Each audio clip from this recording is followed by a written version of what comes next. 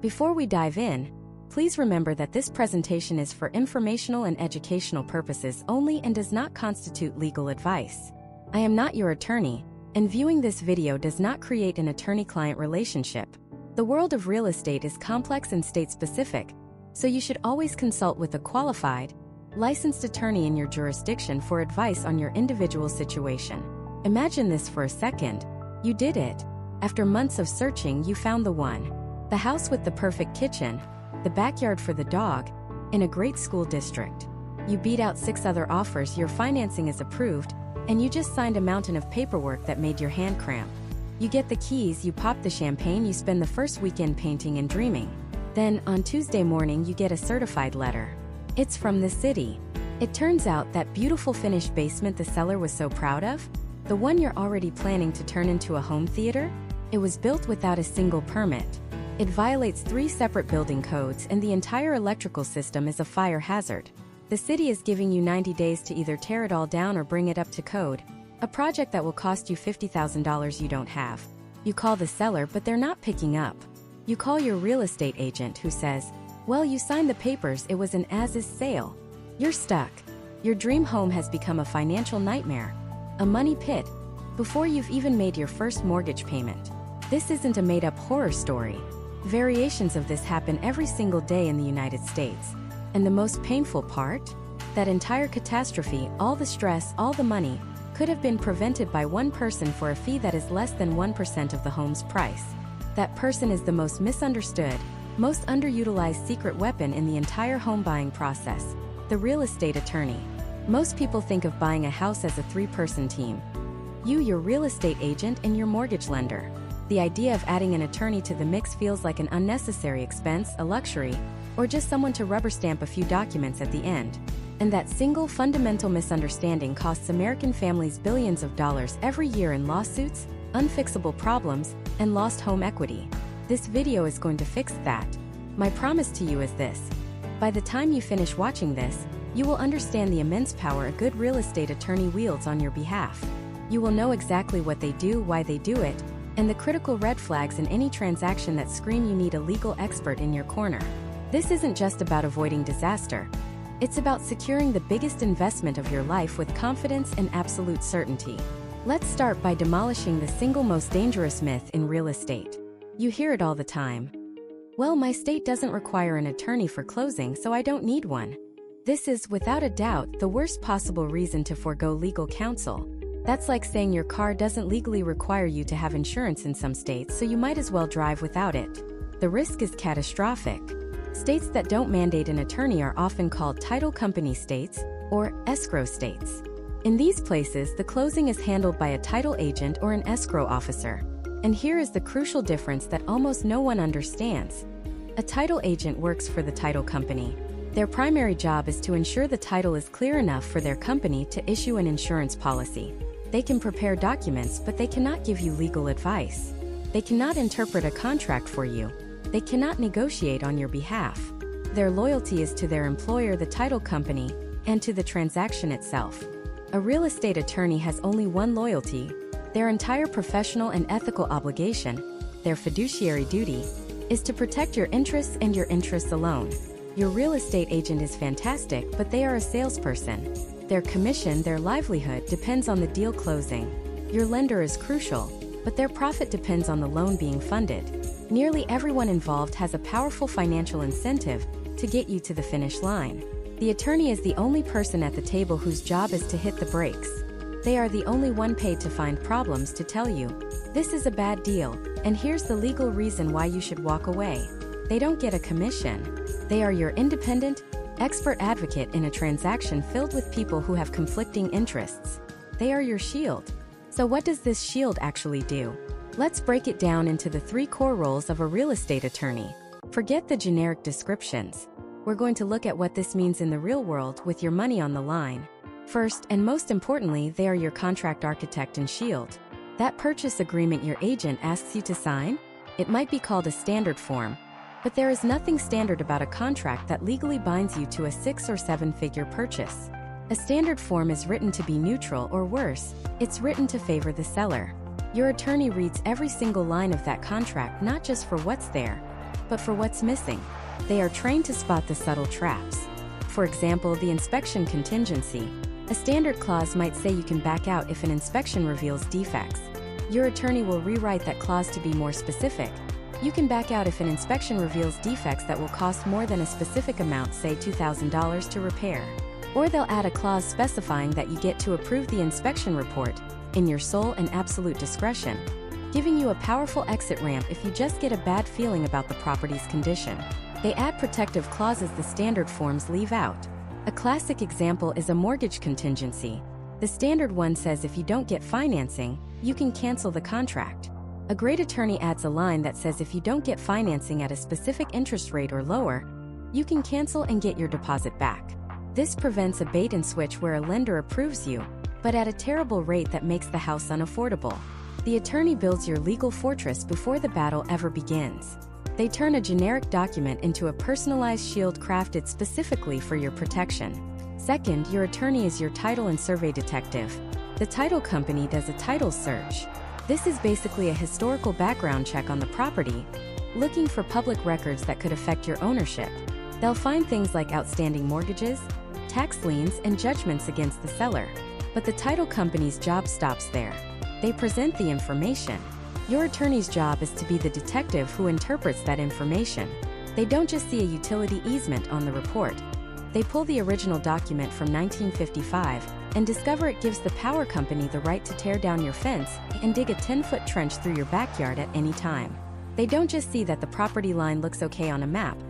They review the official survey and find that your neighbor's new pool deck is actually 2 feet onto your property, a major legal headache you would have inherited. They look for ghosts in the chain of title. Was there a messy divorce 40 years ago where a spouse's signature might have been forged on a deed? Is there a long-forgotten heir from 100 years ago who could suddenly appear and lay claim to your land? The title company's goal is to clear enough issues to feel comfortable selling you an insurance policy. The attorney's goal is to find every single potential threat to your ownership and enjoyment of the property, and either resolve it before you buy or advise you to walk away from the deal. They are the expert investigator protecting you from the property's hidden past. Finally, your attorney is your closing quarterback. The closing table or virtual closing room is where everything comes together. It's a flurry of documents: the deed, the mortgage, the promissory note, the closing disclosure statement. It's confusing, it's rushed, and it's the last chance to catch a costly mistake. The person running the closing, the title agent or escrow officer, can show you where to sign, but they cannot legally explain what the documents mean or advise you if something is wrong. Only your attorney can do that. They will review the closing disclosure line by line, comparing it to the loan estimate to make sure the fees haven't been mysteriously inflated. They'll confirm the property tax and utility prorations are calculated correctly, saving you hundreds or even thousands of dollars. They explain in plain English that you're not just signing a mortgage, but also a promissory note, which is your personal IOU to the bank, making you liable for the debt, even if you lose the house. They are the calm, expert voice in the room, quarterbacking the entire final play, ensuring that when you walk away with the keys, the deal is truly, completely, and safely done. So the question isn't whether you can afford a real estate attorney. The real question is, can you afford not to have one? In the next part, we're going to dive deep into the single most important document you will sign: the purchase contract. I'm going to show you 3 seemingly innocent clauses found in standard contracts across the country that are actually ticking time bombs for buyers, and how an attorney can defuse them before they blow up your dream deal. You don't want to miss this. Let's start with the first landmine, a clause so common you've probably skimmed right over it: the as-is clause. Sounds simple enough. You see the house, you see its condition, you're buying it as is. What's the problem? The problem is that as-is is legal shorthand for what you see is what you get, and don't come crying to me later. It's a powerful shield for the seller. It drastically limits your ability to hold them accountable for defects, especially ones that aren't immediately obvious.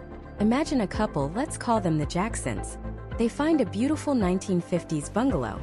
It's got character, great bones, and a recently finished basement. The contract has an as-is clause. They get an inspection, and the inspector notes some old water stains on a basement wall, but the seller assures them, "Oh, that was from a leaky gutter years ago, we fixed it, repainted everything. No problem since." The Jacksons, trusting the seller and excited about the house, sign on the dotted line. They move in.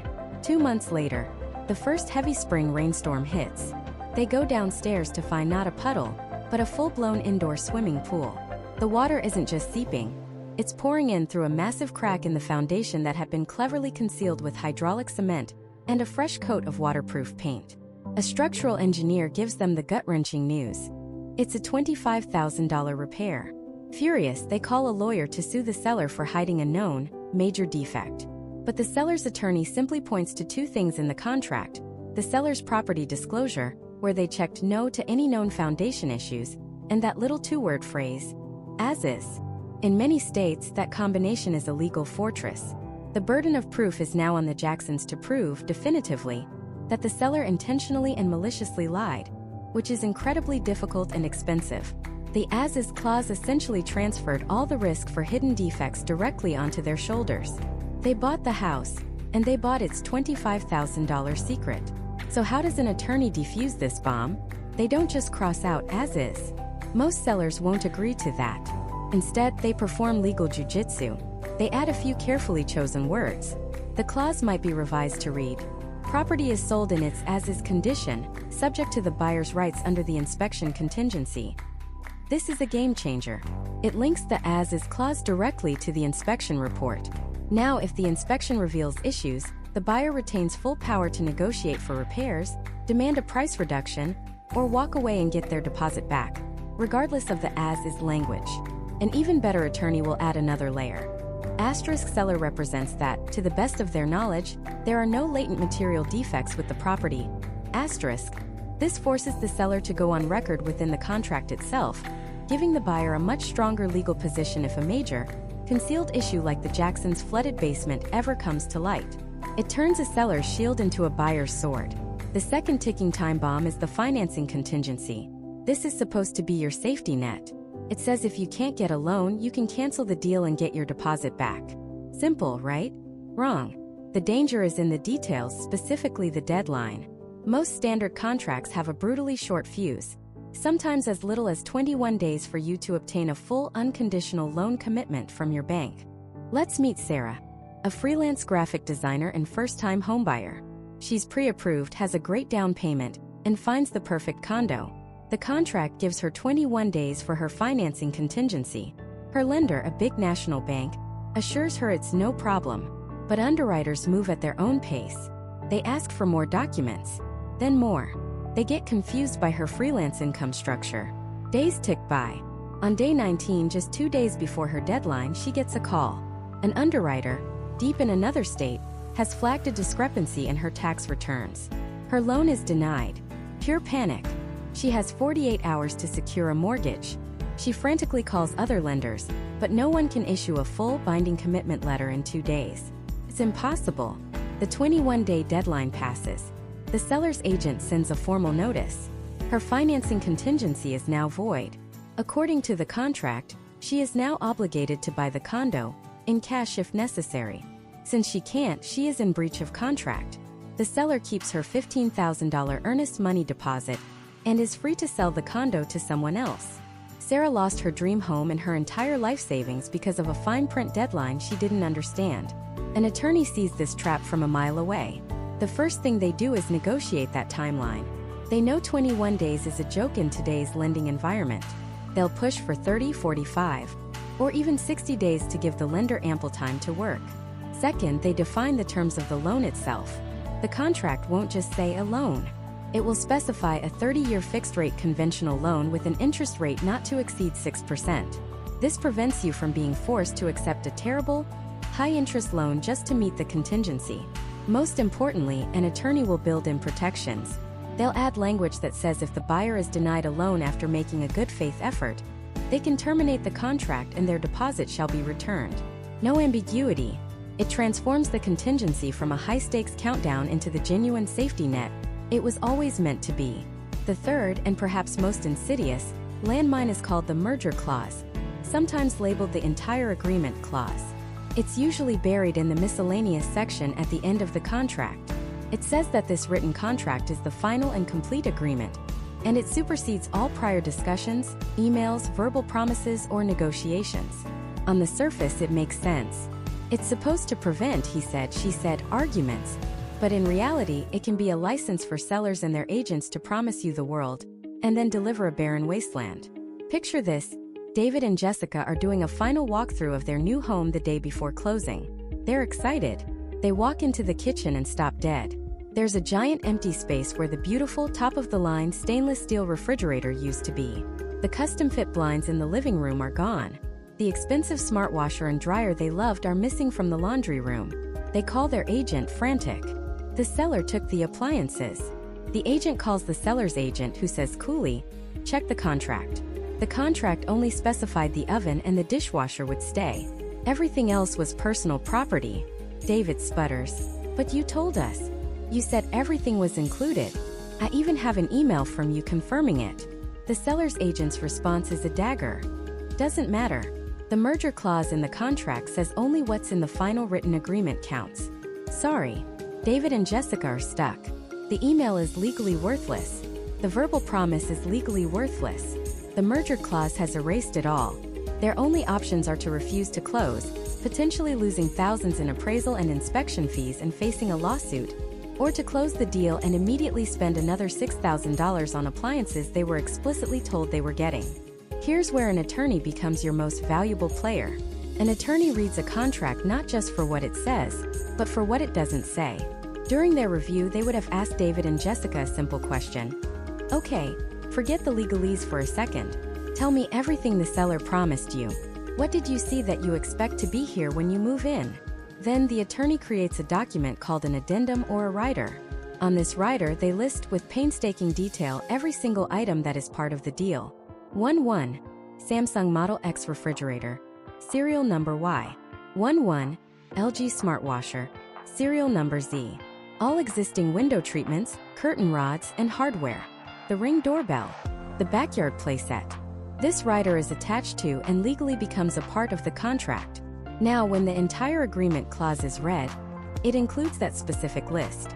The verbal promises have been forged into a legally binding command. It's a simple action, but it's the absolute difference between walking into your dream home and walking into an empty, expensive disappointment. These are just 3 examples. A standard real estate contract can have dozens of these hidden traps, from inspection rights to tax prorations to repair credits. Without a trained legal eye, you're navigating a minefield blindfolded. But what if the problem isn't in the contract at all?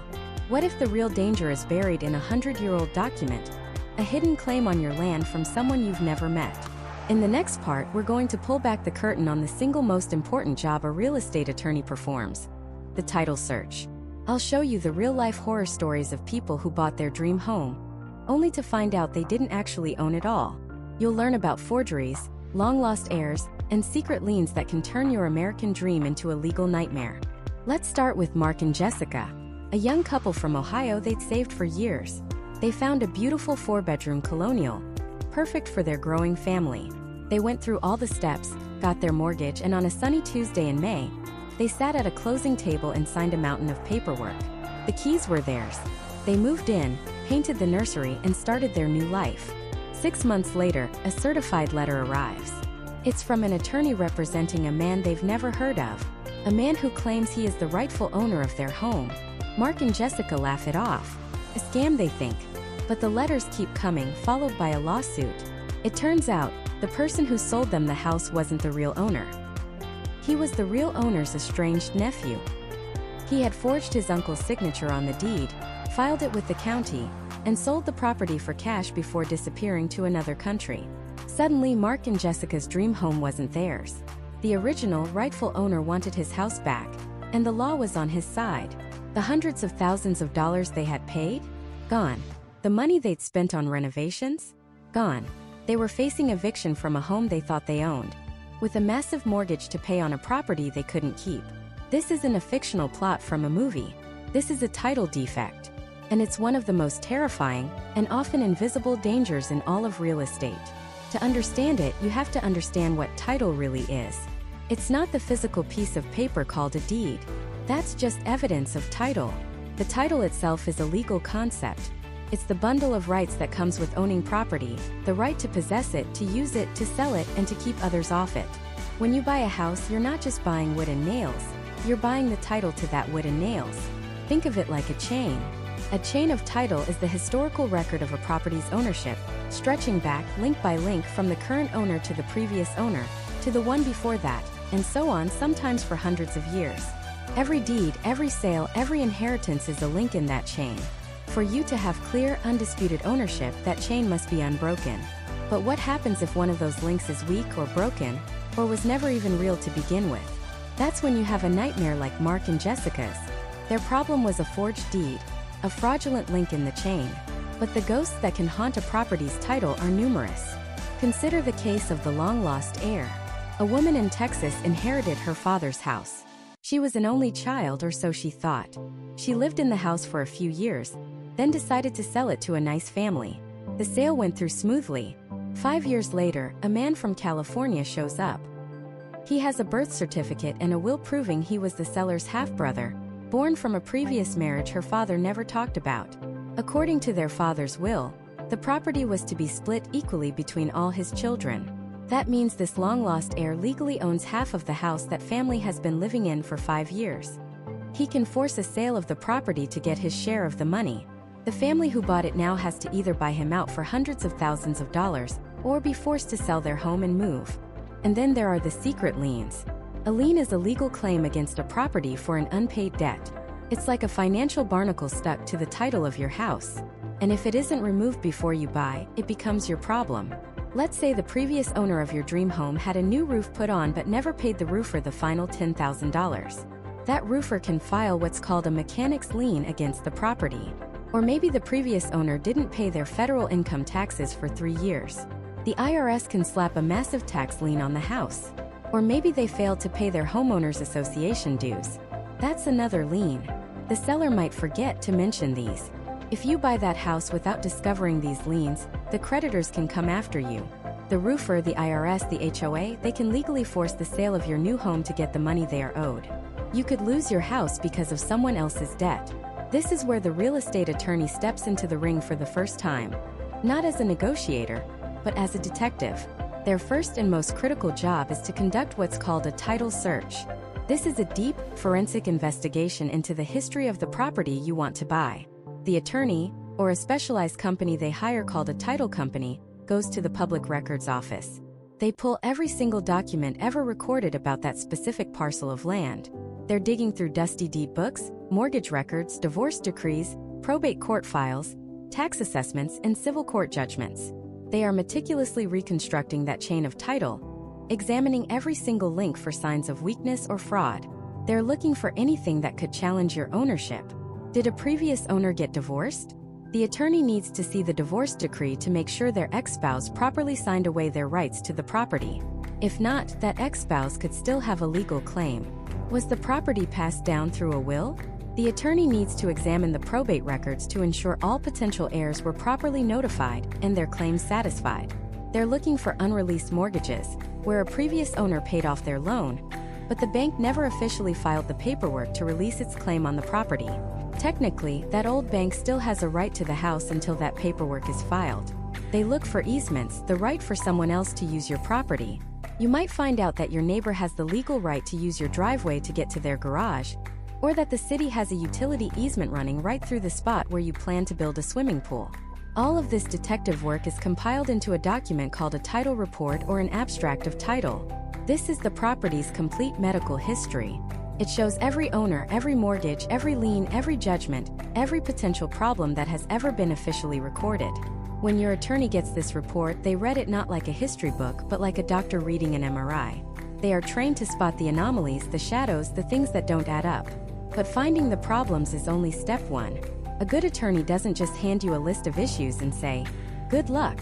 Their next job is to cure these title defects before you ever get to the closing table. This is where their legal expertise becomes invaluable. If they find an old, unpaid water bill lien for $200, they'll ensure the seller pays it off from their proceeds at closing. If they discover that mechanic's lien from the roofer, they will demand the seller resolve that debt before the sale can proceed. If there's an unreleased mortgage from 30 years ago, the attorney's office will track down that bank, which may have been sold or merged 3 times since then, and hound them until they file the proper release paperwork. For more complex issues, they might need to get creative. Let's say the title search reveals a boundary issue. Your neighbor's fence is actually 5 feet onto the property you're trying to buy.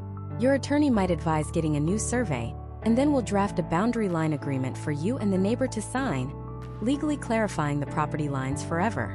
In a worst-case scenario like a potential claim from a missing heir, the attorney might have to file a lawsuit called an action to quiet title. This is a court proceeding where a judge will officially rule on the ownership of the property, effectively extinguishing any old, potential claims and making your title clean and clear once and for all. Every one of these actions, the search, the analysis, the cure, happens behind the scenes. It's a shield that protects you from the ghosts of the property's past. Without this exhaustive, expert investigation, you are essentially buying a house blind. You are trusting that the seller is honest, that every previous owner was honest, that every document ever filed was accurate, and that no one with a hidden claim is waiting in the shadows. The attorney's work in examining and clearing the title is the foundation upon which your entire investment rests. But what about the things even an attorney can't find? What about the forgeries that look perfect, the secret heirs no one knew existed, or the unfiled liens that pop up years later? For those invisible threats, you need a different kind of protection, a suit of armor for your ownership. That suit of armor has a name: title insurance. And it's one of the most misunderstood, yet most critical pieces of the entire home buying puzzle. Most people think of insurance as protection against something bad that might happen in the future. Your car insurance protects you if you get in an accident tomorrow. Your health insurance covers you if you get sick next month. Your homeowner's insurance protects you if a tree falls on your roof during a storm next year. Title insurance is completely different. It's the only insurance policy you can buy that protects you from the past. It looks backward in time. It protects you from events that have already happened, but that no one knows about yet. It's a shield against the ghosts of the property's history. Remember that meticulous title search we just talked about? The one where your attorney scours the public record for any red flags? Well, that search is like a doctor giving you a physical exam. They can spot the obvious problems, but they can't see a hidden genetic defect that might only show up years later. The title search is powerful, but it's not infallible. It's limited to what's in the public record. It can't find a forged signature on a deed from 1972. It can't uncover a secret, illegitimate heir who has a legal claim to the property. It can't detect a clerical error made by a county clerk 40 years ago that incorrectly recorded a property line. These are the invisible landmines, buried deep in the past, that a standard title search can miss. Title insurance is what protects you when one of those mines goes off. So how does this work, and where does your attorney fit in? After the title search is complete, a title insurance company issues a document called a title commitment, or sometimes a title binder. This isn't the final policy. Think of it as a proposal, an outline of the insurance policy they are willing to issue if certain conditions are met. This document lands on your attorney's desk, and this is where they truly earn their fee. This is not a document you want to skim. It's dense, it's full of legalese, and it holds the keys to your future ownership. Your attorney dissects it line by line. The commitment is typically broken down into sections, or schedules. Schedule A is the easy part. It's the who, what, and where. It lists the names of the current owners, the name of the proposed buyer, the legal description of the property, and the amount of insurance coverage, which is usually the purchase price of the home. Your attorney checks this for basic accuracy. A typo here could cause massive problems later. Then comes Schedule B1. This is the title company's to-do list. It's a list of all the requirements that must be met and problems that must be fixed before the insurance policy becomes active. This is the active battleground before the closing. It will list things like, the seller's current mortgage must be paid off and legally discharged. Any outstanding judgments or tax liens against the seller must be paid in full. Any old, forgotten lines of credit tied to the property need to be closed and released. Your attorney doesn't just read this list. They manage it. They coordinate with the seller's attorney, the bank, and the title company to make sure every single item on this list is cleared away. This is where deals can get messy. Imagine the title search uncovers a contractor's lien for $15,000 from a kitchen remodel the seller did 3 years ago and never paid for. The seller claims they paid it, but the lien is still on the record. Without your attorney to quarterback the resolution, demanding proof of payment, negotiating with the contractor, or ensuring funds are held back from the seller's proceeds to cover it, that lien could become your problem. You could be on the hook for that $15,000. Your attorney ensures that doesn't happen. They make sure the property is delivered to you clean, Next, and perhaps most importantly, is Schedule B2. If B1 was the to-do list, B2 is the list of "we won't do this." These are the exceptions, the things the title insurance policy will not cover. This is the fine print where the dragons hide. It will list things like local zoning ordinances, restrictive covenants, and easements. And your attorney reads every single one with a magnifying glass.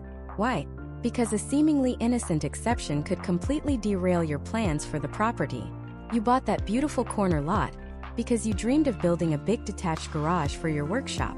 But your attorney finds a restrictive covenant listed in Schedule B2 from 1960 that says no detached structures can be built on any property in the subdivision. Suddenly, your dream is dead. Or maybe there's a utility easement that gives the electric company the right to run power lines directly through the middle of your backyard, right where you plan to put a pool. Your attorney doesn't just find these problems. They fight them. They might determine an old covenant is no longer enforceable and argue with the title company to remove it as an exception. They will negotiate the language of an easement to be more specific and less intrusive. They are your translator and your advocate, ensuring that the policy you're getting doesn't have so many holes in it that it's practically useless. They make sure you know exactly what you are and are not protected against before you sign on the dotted line. Now, there are two different types of title insurance policies, and you need to understand both. The first is the lender's policy. If you're getting a mortgage, your bank will require you to buy this. It's not optional. This policy protects the lender, not you. It guarantees the bank that their mortgage is a valid lien on the property and that they are in first position, meaning if you default, they get paid back first. Protects their investment in you. But here's the critical part. It does not protect your investment. If a major title issue comes up, the lender's policy will only cover the outstanding balance of your loan. It does nothing to protect your down payment, your equity, or your right to actually possess the home. That's where the second policy comes in. The owner's policy. This is the suit of armor we were talking about. This policy protects you. It protects your down payment. It protects the equity you build over years of making mortgage payments. It protects your very right to own the property, free and clear of claims from the past. In most states, buying an owner's policy is technically optional, and some people, trying to save a little money at closing, make the catastrophic mistake of declining it. Your attorney will almost certainly tell you, this is one of the most foolish financial decisions you could ever make. Let's paint a picture. You buy a home for $500,000. You put $100,000 down. You buy the required lender's policy but waive the optional owner's policy to save maybe $2,000. 5 years later, you've paid down your mortgage a bit, and the house is now worth $600,000. Life is good. Then you get a knock on the door. It's a lawyer representing the long-lost heir of the person who owned the house in the 1950s. It turns out the original owner's will was forged, and this heir is the legitimate owner of the property. They sue you. Because you don't have an owner's policy, you have to hire your own lawyer for tens of thousands of dollars. The court battle drags on for 2 years. In the end, the court rules that the heir's claim is valid. The deed that transferred the property to you is void. You lose the house. The lender's policy pays off the remaining balance of your mortgage to the bank, so they're made whole. But you? You get nothing. You lose your $100,000 down payment. You lose the tens of thousands you paid in mortgage payments. You lose all the appreciation. You lose your home. You are left with absolutely nothing, all to save $2,000. With an owner's policy, the story is completely different. The moment that claim appears, you notify the title insurance company. They hire the lawyers. They pay all the legal fees to defend your title. If they lose the case, they don't just pay off the bank, they pay you the full value of the policy, which is the purchase price of your home. They absorb the entire financial catastrophe. An owner's title insurance policy is a one-time fee, paid at closing, that protects you for as long as you or your heirs own the property. It is, without a doubt, the most important check you will write at the closing table, and your real estate attorney is the one who ensures that policy is rock solid, giving you the peace of mind that your home is truly yours, protected not just from future storms, but from the ghosts of the past. Now let's talk about the single most intimidating document you will see before you get your keys. It's called the Closing Disclosure, or the CD, and it's where your real estate attorney transforms from a detective into a forensic accountant. The CD is the final 5-page statement of all your loan terms and closing costs. It's the financial reckoning. It's the Super Bowl receipt for the biggest purchase of your life. And frankly, to the untrained eye, it looks like it was written in another language. It's a dense grid of numbers, debits, credits, prorations, and fees. And a single mistake, a single misplaced decimal point or a miscalculated fee, could cost you hundreds, if not thousands of dollars, not just on closing day, but over the life of your loan. This is where your attorney earns their fee 10 times over. They receive this document at least 3 business days before you're scheduled to close, and they go through it with a fine-toothed comb. Let's imagine for a second. You get the email with the CD attached. You open it, your heart pounding with a mix of excitement and anxiety. You see the final cash to close number at the bottom of page 3, and you feel a knot in your stomach. Is that right? How did they get to that number? It looks high. You start scanning the lines: lender credits, prorations, title settlement agent fee, government recording charges. Your eyes glaze over. It's overwhelming. But then you forward it to your attorney. And for them, this isn't a cryptic puzzle. It's a familiar battlefield. First, they check the big stuff. Page 1. Is the loan amount exactly what you agreed to? Is the interest rate precisely what your lender locked in? Is it a fixed rate as promised, or did it somehow change to an adjustable rate? Is there a prepayment penalty you didn't know about? A small error here, say an interest rate that's 0.1% higher than it should be, might seem insignificant. But over a 30-year mortgage on a $400,000 loan, that tiny mistake costs you over $10,000. Your attorney catches that. They see that the loan term is listed as 25 years instead of 30. They see that the loan product isn't the FHA loan you applied for. They are your first and most important line of defense against clerical errors that have catastrophic financial consequences. Then they dig deeper. They move to the pages detailing the closing costs. This is where the real fight happens. They compare every single line item on that closing disclosure to the initial loan estimate you received when you first applied for the loan. Federal law dictates that most of these fees cannot change, or can only change by a small, legally defined amount. Your attorney is the enforcer of that law. They see a loan processing fee of $500 that wasn't on the original estimate. They pick up the phone. They call the lender. They don't ask, they inform. This fee was not disclosed. It needs to be removed. And just like that, you save $500. They see the underwriting fee has jumped by $300. They challenge it. They scrutinize every single junk fee that lenders sometimes try to slip in at the last minute, counting on the fact that you're too excited and exhausted to notice. But their analysis goes even further, into one of the most confusing areas for buyers: prorations.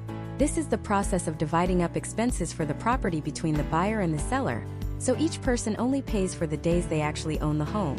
The most common one is property taxes. Let's say the seller has already paid the property taxes for the entire year. You're closing on July 1st. It's not fair for them to have paid for the 6 months that you will be living in the house, right? So you have to credit them back for your share at closing. Conversely, if taxes are paid in arrears, meaning at the end of the year, the seller has to give you a credit for the time they lived there. This calculation is notoriously tricky. It depends on the local tax cycle, the exact day of closing, and can be easily miscalculated. I saw a case where a seller's agent, trying to be helpful, did the math themselves and was off by 2 months. They forgot a key payment date. The error would have cost the buyer over $900. The buyer would have never known. They would have paid it, thinking it was just part of the cost of buying a house. But their attorney, who understands the local tax calendar inside and out, spotted it in less than 5 minutes. A single phone call corrected the error and put nearly $1,000 back in the buyer's pocket. That's real money. That's a new washing machine. That's your first few mortgage payments. The same goes for HOA fees, fuel oil in the tank, or any other shared ongoing expense. The attorney ensures you pay not 1 penny more than your legal share. And while they're dissecting the numbers, they are also preparing the other critical legal documents, the most important of which is the deed. The deed is not just a piece of paper. It is the sacred instrument that officially transfers ownership of the real estate from the seller to you. It is the legal proof that you own your home. And the wording on that deed is profoundly important. Your attorney doesn't just glance at it. They craft it. They ensure your name is spelled correctly, that the legal description of the property is perfect, matching the survey and title report down to the last inch. A typo in the legal description could cloud your title for decades. More importantly, your attorney advises you on how to take title. This is something most people never even think about. If you're buying with a spouse, should you take title as joint tenants with rights of survivorship? or tenants by the entirety, or as tenants in common. These aren't just legal phrases. They have massive, real-world consequences for your family's future. For example, taking title as joint tenants with rights of survivorship typically means that if one of you passes away, the other automatically inherits the entire property, bypassing the long, expensive, and public process of probate court. Taking title as tenants in common means your individual share goes to your heirs as designated in your will. One is not inherently better than the other, but one is likely much better for you in your specific situation. A real estate agent can't give you that advice. A loan officer can't. It's legal counsel, and only your attorney can provide it, protecting your family's biggest asset for generations to come. Simultaneously, the attorney is the grand conductor of this chaotic orchestra. They are on the phone constantly in the days leading up to the closing. They are coordinating with the lender to make sure the mortgage funds, the wire, will arrive on time. A delayed wire is one of the most common reasons a closing gets postponed, which can be a nightmare, especially if you have movers waiting outside your new home. They are coordinating with the seller's attorney to resolve any last-minute issues, like a repair that wasn't completed properly from the inspection. They are coordinating with the title company to ensure all the title clearance work is complete, and the final insurance policy is ready to be issued. They are the central hub, the calm in the center of the storm, ensuring all the dozen or so different parties involved are all marching toward the same goal, on the same day at the same time you're closing. So when you finally get the email from your attorney that says, "I've reviewed the closing disclosure, it is now correct, and here is your final verified cash-to-close amount," a wave of relief washes over you. The number is no longer a source of anxiety, it's a source of confidence. You know it's right. You know every single dollar has been accounted for and verified by a legal professional whose only duty is to protect you. You've navigated the maze of inspections, title searches, and the cryptic closing disclosure. Now you're sitting at a table, faced with a stack of paper an inch thick. This is the final boss battle of home buying. And your attorney isn't just in your corner. They're leading the charge. What happens in that room, signature by signature, is where your dream becomes a legal reality. This is it. The closing table. It's often a polished mahogany or a sterile laminate, set in a windowless conference room under fluorescent lights. The air is thick with a strange mix of nervous excitement and the faint smell of photocopier toner. You're there. The sellers might be there, looking just as anxious as you. The title agent or closing agent sits at the head of the table, the master of ceremonies, with a laptop and a portable printer humming quietly. And next to you, a calm presence in the storm, is your attorney. Their briefcase isn't full of magic wands. It's full of something better: preparation. They've already reviewed every single document in that towering stack. For you, it's a mountain. For them, it's a familiar landscape they've navigated 1,000 times. The closing agent slides the first document across the table. Your attorney intercepts it, gives it a final, hawk-eyed scan, and then turns to you. Okay, they begin. This first one is the big one. This is the deed. Forget everything else for a second. This single piece of paper is the Holy Grail. It is the legal instrument that officially transfers the property from them to you. Your attorney points to the top. This is a general warranty deed. That's what we wanted. This is the seller's ironclad promise that they own this house free and clear of any hidden claims, and they're guaranteeing that promise not just for the time they owned it, but for all of time. It's the gold standard.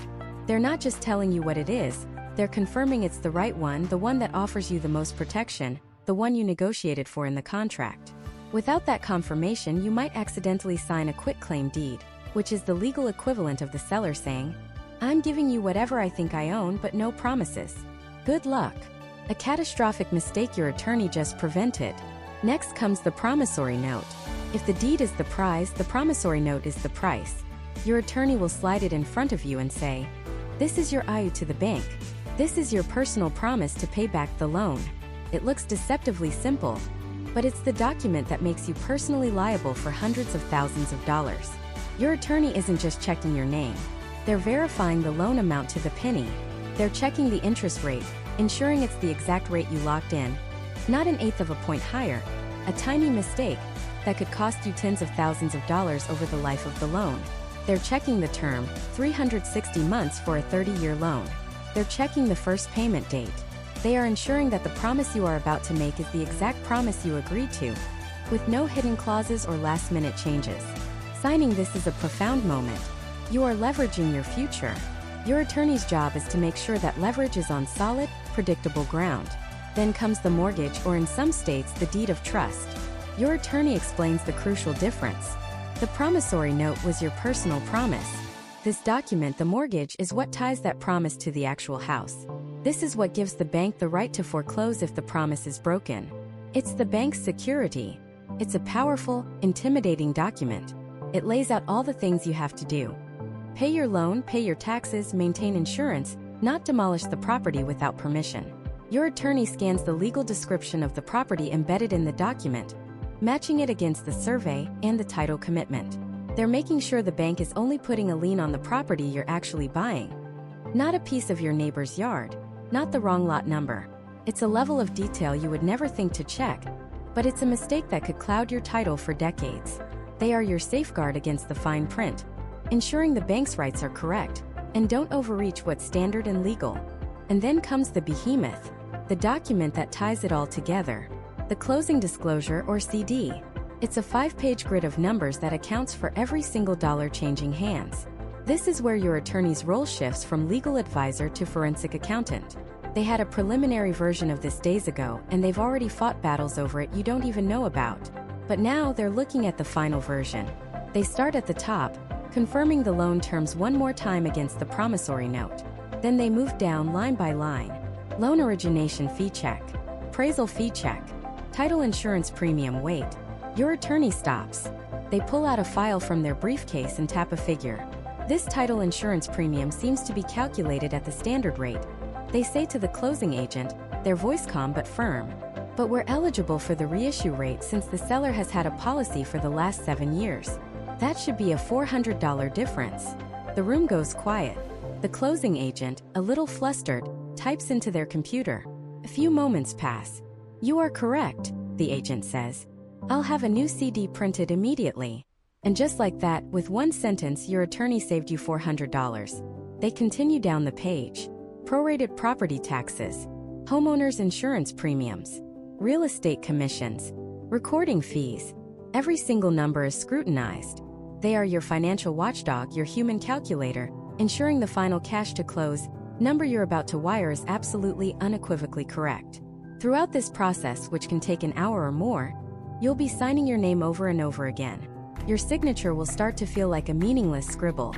But with each document your attorney slides in front of you, they give you a simple, plain English summary.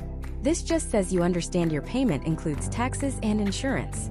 This document confirms you received all the legally required disclosures from your lender.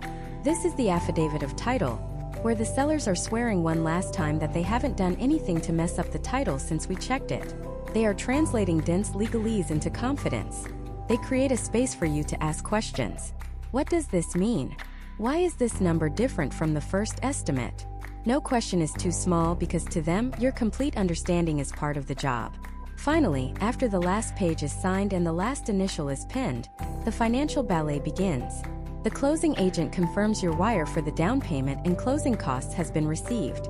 They confirm the lender's massive wire for the loan amount has arrived.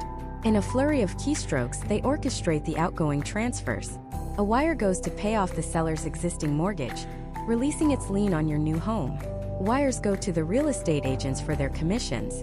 A wire goes to the government to prepay property taxes. And finally, a wire containing the seller's profit is sent to their bank account. It's a complex, high-stakes flow of money that has to happen perfectly. Your attorney watches over it all, ensuring the numbers on the screen match the numbers on the page you just signed. And then, in the quiet aftermath of the financial storm, a simple, profound moment occurs. The seller or their attorney pushes a small set of brass keys across the table. They clink softly against the wood. It's an almost anticlimactic sound for such a monumental transaction. But as you reach out and your fingers close around them, you feel their true weight. These aren't just keys. They are the physical manifestation of a successful closing. They represent a clear title, a fair loan, and a legally sound transfer of ownership. They are the end result of your attorney's diligence, their advocacy, their meticulous attention to detail. You didn't just survive the final boss battle. You won because you had an expert guide leading the charge. But the attorney's job isn't quite done when you walk out with the keys. The ink might be dry, but the most critical final steps are just beginning. happening silently in the background to protect you for decades to come. This is the moment of triumph. The keys are in your hand, a physical symbol of a dream realized. You're already picturing where the sofa will go, what color you'll paint the walls. For you, the buyer, the journey feels complete. The mountain has been climbed. But for your attorney, the most perilous leg of the race has just begun. While you're celebrating, they are orchestrating a series of high stakes, invisible maneuvers that finalize your ownership and protect you from catastrophic financial loss. This is the post-closing period, the part of the transaction almost no one ever sees, and it's where a good attorney truly earns their fee. Welcome to what's known in the legal world as the gap. It's the terrifyingly vulnerable period of time between the moment you sign the closing documents and the moment your new deed is officially recorded at the county courthouse. This gap can be a few hours or in some cases a few days, and in that window, your claim to the property is fragile. It's not yet a matter of public record. Think about it. The seller has your money, or at least their bank is about to, but the official government-recognized transfer of ownership hasn't been stamped into history yet. What could possibly go wrong in this tiny window? Everything. A desperate or dishonest seller could, in theory, race to another closing office and try to sell the same property to a second, unsuspecting buyer. A creditor the seller owes money to could slap a last-minute judgment lien on the property. An unknown heir to a previous owner could emerge from the woodwork and file a claim. The seller could even attempt to take out a new mortgage or line of credit against the home they just sold you. If any of these things were to happen and get recorded at the courthouse before your deed, it could create a legal nightmare of epic proportions, potentially jeopardizing your ownership entirely. This is why, immediately after the closing concludes, your attorney's office doesn't relax. They spring into action. This isn't a task for tomorrow's mail. This is a time-sensitive, priority one mission. In many cases, a paralegal or a dedicated title courier, often called a runner, physically takes your deed, your new mortgage documents, and a stack of other legal forms and makes a literal dash to the county recorder of deeds. They are in a race against anyone else who might have a claim against the property or the seller. Their goal is to get your documents to the front of the line and get them time-stamped by the county clerk. This act is called recording. It is the single most important moment in cementing your ownership. Recording your deed is the legal equivalent of planting a flag on the moon and broadcasting it to the entire world. It serves as constructive notice to everyone, every bank, every creditor, every potential buyer, that you and you alone are now the rightful legal owner of that property. Once that stamp hits the paper, your ownership is senior to any claim that comes after it. The gap is closed. The fortress walls are up. And this directly ties into one of the most misunderstood documents in the entire transaction: your title insurance policy. At the closing table, you probably saw a document called a title commitment or a title binder. Most people think this is their insurance policy. It's not. It's a promise from the title insurance company to issue you a policy. But that promise is full of conditions. The biggest condition is that the deed and mortgage must be recorded properly, and that no new issues have popped up in the gap. Only after the attorney confirms your deed has been successfully recorded does the final, critical step happen.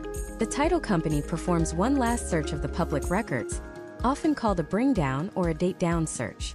They are searching that specific window of time between your closing and the recording to ensure nothing sneaked in. Once they confirm the coast is clear, and only then do they issue your final owner's title insurance policy. This is the ironclad document. This is your shield. Your attorney's job isn't done until they have chased down that final policy and confirmed it's been sent to you. It often arrives weeks, sometimes months after you've moved in. But it's the piece of paper that guarantees your legal right to the home is protected against past claims for as long as you own it. Simultaneously, while this race to the courthouse is happening, your attorney is also acting as the transaction's financial air traffic controller. They are sitting on a massive pile of money in their escrow account, your down payment, the loan funds from your bank, and they are legally bound to disperse it with surgical precision. This isn't as simple as just cutting a check to the seller. It's a complex web of payments that must be executed perfectly. First, and most importantly, they pay off the seller's existing mortgage. This is non-negotiable. They don't just take the seller's word for how much is owed. They get an official payoff letter from the seller's bank, valid for that specific day, and they wire the exact amount required to close the loan and release the lien from your property. A mistake here, sending the wrong amount or sending it a day late, could mean the seller's old mortgage doesn't get properly discharged, leaving a multi-$100,000 lien attached to your new home. Then they orchestrate the rest of the payments. They pay the real estate agents their hard-earned commissions. They pay any outstanding property taxes to the municipality, ensuring you don't inherit a tax bill. They pay the surveyor, the home inspector, the appraiser. They pay the government recording fees. They pay the title insurance premiums.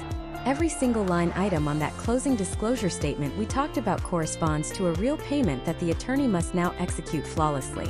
Only after every single one of those obligations has been met, every lien has been paid, and every service provider has been compensated, does the attorney calculate the seller's final net proceeds and transfer that money to them.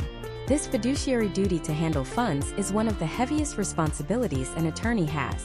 They are the trusted, neutral third party ensuring that every dollar from the transaction flows exactly where it is legally and contractually supposed to go, protecting both you and the seller in the process.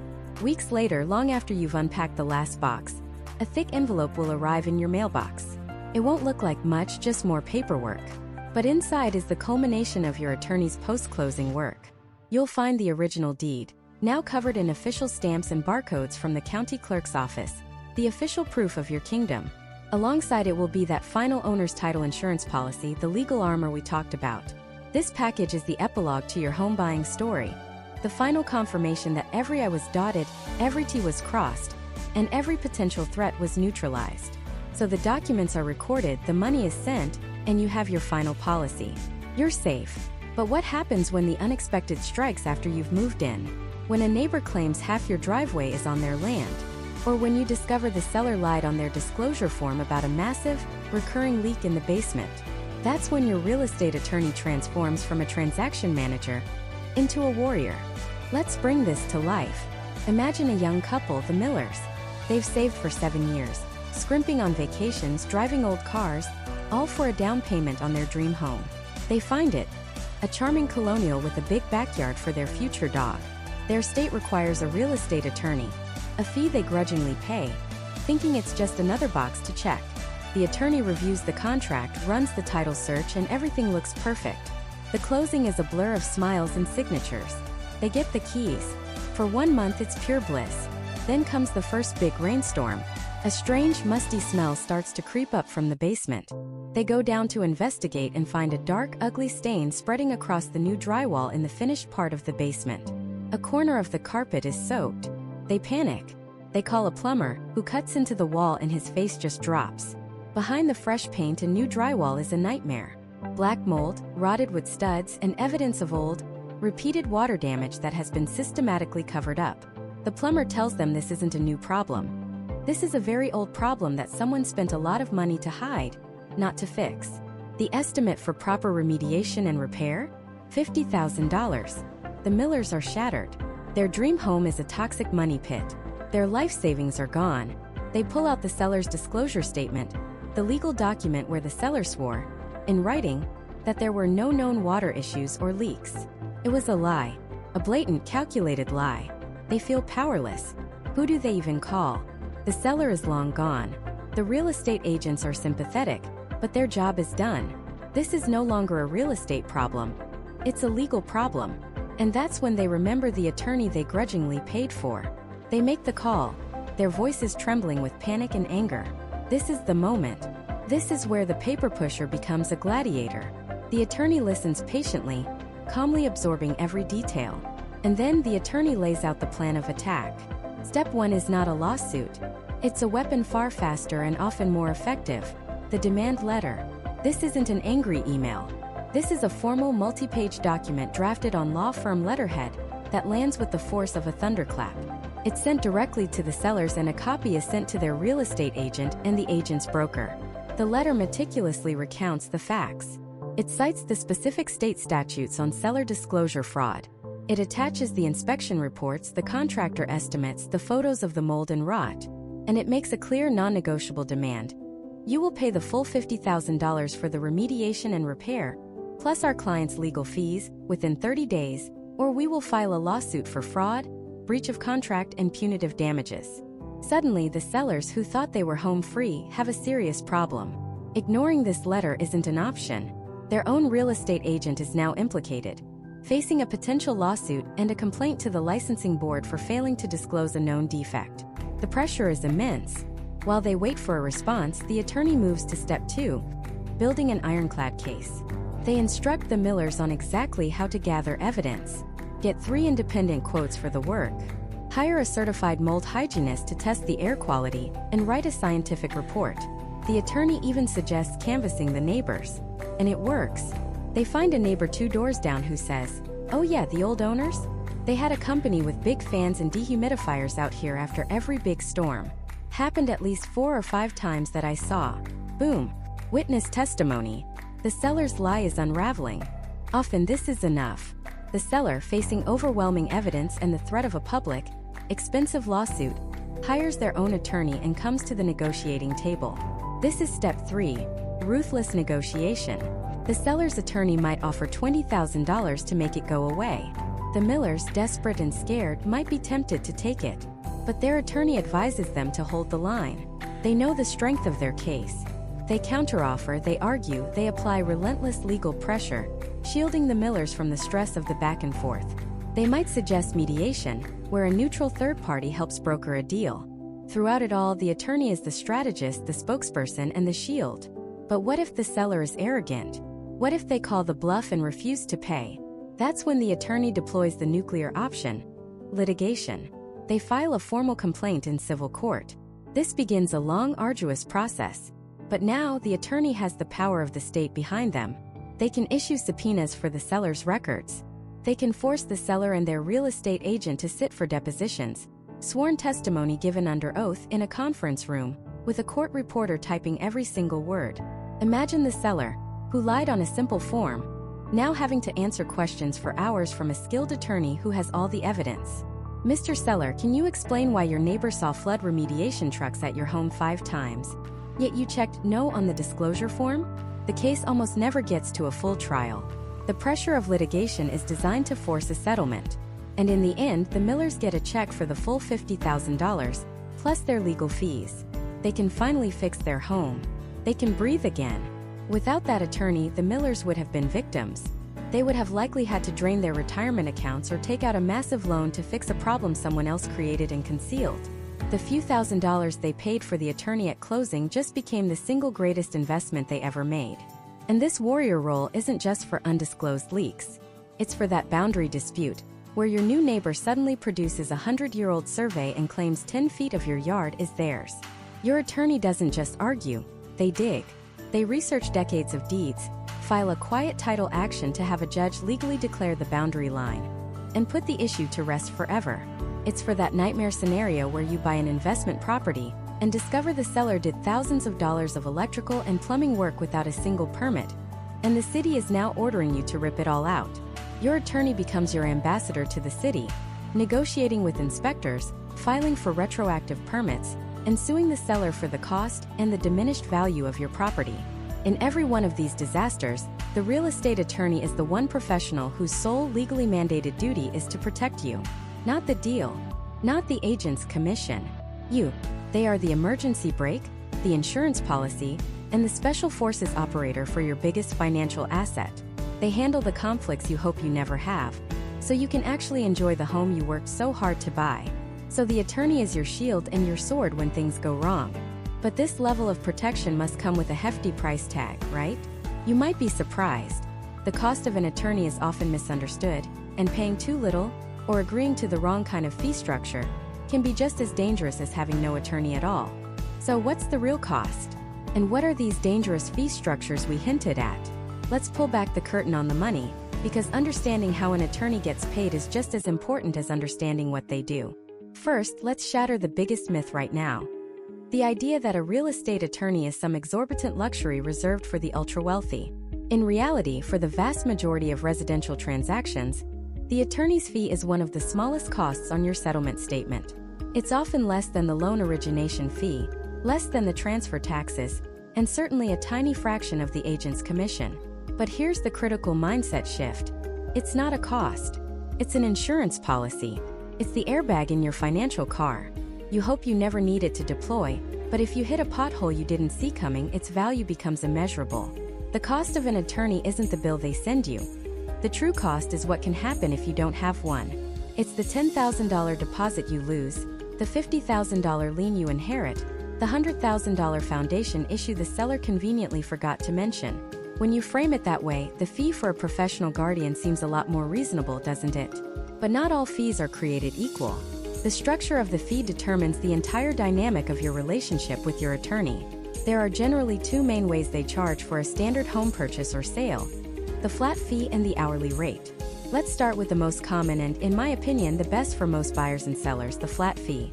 This is exactly what it sounds like. The attorney quotes you one single price, say $1,500, to handle the entire transaction from contract review to the closing table.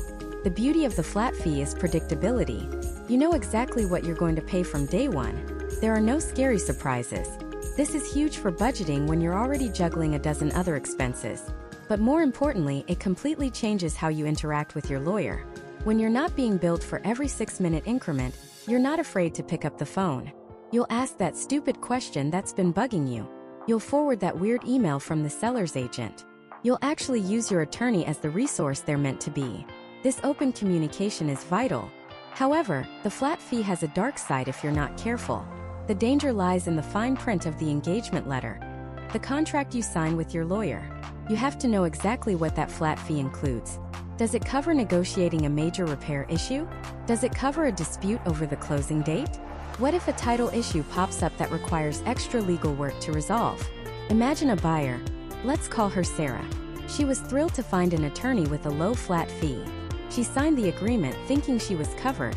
Everything was smooth until the final walkthrough, when she discovered the seller had removed expensive, built-in appliances that were supposed to be included. A dispute erupted. When Sarah called her attorney, he said, "Well, negotiating this kind of dispute isn't part of my standard flat fee service. That will be billed hourly." Suddenly, Sarah was trapped. She was facing a mounting legal bill she never expected, right at the most stressful moment of the transaction. Her predictable flat fee had a trapdoor and she fell right through it. The lesson: always ask for a written list of what is included and what is excluded from a flat fee. Now let's talk about the other model, the hourly rate. This is the classic lawyer stereotype. The meter is always running. The attorney tracks their time, often in tenths of an hour, for every phone call, every email, every minute spent reviewing a document. They might charge, for example, for $100 an hour. If a transaction is incredibly simple and requires very little time, you could theoretically save money. But that's a huge if. The overwhelming downside of the hourly rate is its terrifying unpredictability. You have no idea what the final bill will be. A difficult seller, a lazy agent on the other side, a slow loan officer at the bank. Factors completely outside of your control can cause your legal fees to balloon. This creates what lawyers call a chilling effect. You become hesitant to contact your own attorney. You start thinking, is this question really worth $40? You try to handle things yourself to save money, which is the exact opposite of why you hired an expert in the first place. Think of Mark. He was selling his condo and chose a lawyer with what seemed like a reasonable hourly rate. But the buyer was nervous and had endless questions. The buyer's agent was inexperienced and kept sending incorrect paperwork. Mark's attorney had to spend hours cleaning up their messes. Every email exchange, every phone call to correct a mistake, was another tick on the billable clock. Mark's final invoice was more than double what a typical flat fee would have been. He felt powerless and resentful. He didn't save money. He just bought himself a mountain of stress and a surprise bill. For a standard transaction, the risk of an hourly fee almost always outweighs any potential reward. Now, you might also hear the term retainer. A retainer is not a fee structure itself. It's a method of payment. It's essentially a down payment on the lawyer's services. You might pay a $2,000 retainer, and the lawyer will bill their hourly rate against that money. When the money runs low, you have to replenish it. This is very common in more complex situations like real estate litigation or a zoning battle, where the total amount of work is completely unknown from the start. But for a straightforward purchase or sale, if a lawyer asks for a large hourly retainer, you should ask why they aren't confident enough in the process to offer a flat fee. So, you've settled on a fee structure. But what about the other cost? This is another pitfall for the unwary. An attorney's fee is for their legal services only. It does not include third-party costs. These are things like the cost of the title search, the premium for title insurance, county recording fees for the deed and mortgage, survey fees, or courier charges. These are pass-through costs that the law firm pays on your behalf and then bills back to you. Always ask for an estimate of these additional costs, so you have a complete picture of your financial obligation. This all comes back to one crucial document: the engagement letter. Never, ever work with an attorney without a signed engagement letter. This is your contract. It should clearly state the scope of the representation, what they will and won't do. It must explicitly detail the fee structure, whether it's flat or hourly. It should list any potential extra charges. Reading this document isn't a formality. It's your primary defense against misunderstandings and financial shock. If an attorney is vague about it or just says, "Don't worry, we'll figure it out," run the other way. And this brings us back to the most dangerous fee of all, the fee that's too cheap. In the world of legal services, a rock-bottom price is a massive red flag. If you see an attorney advertising a flat fee that is significantly lower than everyone else's, you're not getting a bargain. You're likely dealing with the closing mill. These are high-volume law firms that treat clients like widgets on a conveyor belt. They make their money by processing hundreds of files at once, with minimal attention paid to any single one. Your file will be handled almost exclusively by paralegals. The actual attorney might spend a grand total of 10 minutes looking at it before it lands on the closing table. They're not there to protect you. They're there to push paper and collect their small fee as quickly as possible. They miss things. They don't have time to look for the subtle traps in the contract or the hidden dangers in the title report. Let me tell you about the Thompson family. They were buying their first home and were trying to save every penny. They found a lawyer online whose flat fee was $300 cheaper than the next closest quote. They felt like they'd won the lottery. The process seemed fine, but it was all automated emails and communication with assistants. They never once spoke to the actual attorney. They closed, moved in, and were ecstatic. 6 months later, they got a letter from their new homeowners association. It was an invoice for a $15,000 special assessment. Every homeowner had to pay it to cover a full replacement of the building's roof. When the Thompsons frantically looked back through the mountain of HOA documents they received before closing, they found it. Buried on page 243 of the association's annual budget meeting minutes was the discussion and approval of the upcoming assessment. Their bargain lawyer, in his rush to get the file closed, had never actually read the documents. He just checked a box. The $300 the Thompsons saved ended up costing them $15,000. That is the true price of a cheap lawyer. The fee you pay is not just a number. It's a direct reflection of the time, attention, and expertise you will receive. You are not just buying a service. You are hiring a personal guardian for what is likely the single largest financial transaction of your life. So now you know what they do, how they protect you from disaster, and what a fair price for that protection looks like. But the final piece of the puzzle is the most critical. How do you find the right one? In a sea of lawyers, how do you separate the paper-pushing mills from the true guardians who will fight for your best interests? That's what we're going to break down next.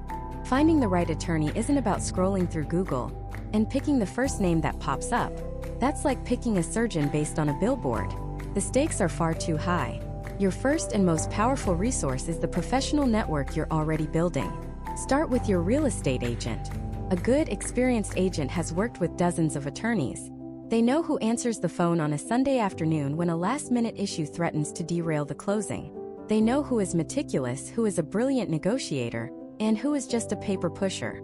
They have seen firsthand which attorneys create smooth, seamless transactions and which ones introduce chaos and delays. Now you might be thinking, isn't that a conflict of interest? The agent just wants the deal to close, so they get their commission. It's a valid thought, but a top-tier agent understands their business is built on reputation and referrals. A happy client who feels protected is a client for life.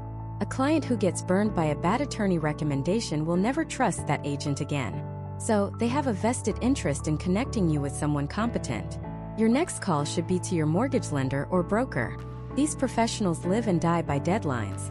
They see the attorney's work from a different angle, the financial and administrative side. They know which attorneys submit paperwork correctly and on time, and which ones are constantly asking for extensions that put your rate lock at risk. They have zero patience for sloppy work, because it directly impacts their ability to fund your loan. Ask them, who do you respect? Who makes your job easier? Their answer is pure gold. Beyond that, tap into your personal network of trusted advisors. Your accountant, your financial planner. These are people whose judgment you already trust with your finances. They often have a curated list of professionals in adjacent fields, including real estate law. And finally, of course, ask friends, family, and colleagues. But take their recommendations with a critical grain of salt. Their transaction might have been a straightforward cookie-cutter deal. Yours might involve complex easements, zoning variances, or an uncooperative seller. Their great attorney might be completely out of their depth on your deal. So, use personal referrals to build a list, not to make a final decision. Once you have a short list of 2 or 3 names, the real work begins. You are now the hiring manager. You need to conduct an interview and you need to ask the right questions. Do not be intimidated. You are the client. You are in charge. The first and most important question you must ask is, what percentage of your practice is dedicated to real estate law? If they hesitate or say something like, "Oh, we handle a bit of everything," that's a bright red flag. You do not want a generalist who handles a personal injury case in the morning and a divorce in the afternoon. You want a specialist. A dedicated real estate attorney lives and breathes this stuff. They know the local zoning board members, they've seen every weird title issue imaginable, and they're up to date on the latest regulations. The answer you're looking for is 75% or higher. Anything less and you're rolling the dice. Next you ask, how many transactions like mine do you typically handle in a year? This drills down on their specific experience. Buying a new construction condo is a world away from buying a 100-year-old farmhouse with a septic system and a shared well. You want to hear that they are deeply familiar with your exact situation. Their answer will tell you if you're in the hands of a seasoned expert or someone who will be learning on your dime. Question number 3 is absolutely critical. If I hire your firm, who will I be working with on a day-to-day basis? Many larger firms use a bait-and-switch model. You have a great initial consultation with the senior partner, the name on the door, but as soon as you sign the retainer agreement, your file is handed off to a junior associate or a paralegal you've never met. Now, it's perfectly normal and efficient for paralegals to handle administrative tasks. But you need to know who your primary point of contact is, and you must have a direct line to the actual attorney for substantive legal questions. If they can't give you a clear answer, or if you get the sense you'll be buried in a chain of command, walk away. Communication is everything in a real estate transaction. Finally, ask them to walk me through your process and explain your fee structure. This is a test of their transparency and their ability to communicate clearly. A great attorney can demystify the process for you, explaining the key milestones from contract to closing in plain English. They should also be completely upfront about their fees. Is it a flat fee? So, what exactly does that include? What are the common situations that would trigger additional charges? Things like a major title defect, a survey dispute, or negotiating a post-closing possession agreement might fall outside the standard fee. A good attorney won't hide these possibilities. They'll prepare you for them. If their explanation of fees is confusing, convoluted, or you feel like they're holding something back, that's how the rest of your relationship will feel. As you're having this conversation, keep your antenna up for red flags. The biggest one is responsiveness. If it took them 3 days and 2 follow-up emails just to schedule this initial call, that's a preview of what's to come when you're under a tight contractual deadline. Another is a lack of confidence or an inability to answer your questions directly. If they sound unsure or give you vague, lawyerly non-answers, it likely means they're out of their depth. And be wary of the hard sell. An attorney's job is to provide counsel, not to pressure you into a sale. You should feel informed and empowered, not cornered. And please resist the siren song of the discount lawyer. In legal services, you almost always get what you pay for. An attorney with a rock-bottom flat fee is likely running a high-volume closing mill. In that model, your file is just one of 100 on a conveyor belt. They make money by cutting corners, minimizing attorney review time, and relying on non-attorney staff to do most of the work. Saving a few $100s on your legal fee is the definition of penny-wise and pound-foolish when it could cost you tens of thousands of dollars, or even the entire property down the line. After you've done the interviews, check their references, and maybe even look them up on the State Bar Association's website for any disciplinary history. There's one final test, your gut. How did the conversation make you feel? Did you feel like you were talking to a partner, a guide who would be in the trenches with you? Or did you feel like you were just another case number? This person will be your confidant and your champion during one of the biggest financial decisions of your life. You need to feel comfortable asking them what you think are stupid questions. You need to trust their judgment when things get heated. If the rapport isn't there, keep looking. We started this journey with a simple question. What does a real estate attorney actually do? We've seen that they are far more than just paper pushers. They are detectives, unearthing hidden problems in a property's history. They are strategists, crafting contracts that protect your interests. They are negotiators, fighting for every dollar and every right you are entitled to. They are your shield against the hidden risks, the fine print, and the financial disasters that can turn the dream of ownership into a nightmare. The purchase of a home is one of the few truly monumental moments in a person's life. It's a financial decision, but it's also deeply emotional. It's about security, about building a future, about creating a place in the world that is yours. The role of the attorney is to protect that dream. They are the objective, logical guardian of your emotional investment. They aren't a luxury. They aren't an optional add-on. They are the single most important investment you can make in your own peace of mind. Choosing your home is about emotion. Choosing your attorney must be about logic. When you get both of those decisions right, you don't just buy a house. You secure your future. If this series has armed you with the knowledge and confidence to navigate your next real estate deal, do me a favor and hit that subscribe button. We break down complex topics like this every single week to give you an unfair advantage. And I want to hear from you. Drop a comment below and tell me, what is the one thing you learned about real estate attorneys that surprised you the most? Thank you for watching.